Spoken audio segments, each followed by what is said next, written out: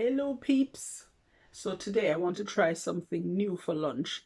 It's a Jamaican specialty, which is saltfish fritters, which is made from salted codfish.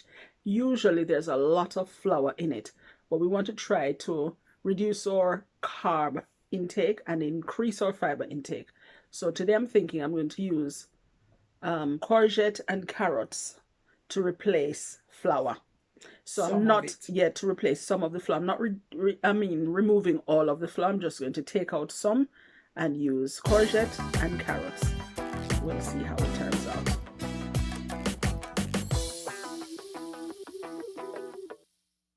Here are the ingredients. So 1 carrot grated, 1 courgette, well, half a courgette this is, with the skin on, grated, 1 cup of plain flour instead of 4 cups of plain flour, 1 red onion chopped, and then a mixture of salt, turmeric, black pepper, and curry powder, 100 grams of flaked saltfish, so it's salted cod, it's been boiled and then flaked, and then Scotch bonnet pepper sauce because I don't have the real Scotch bonnet.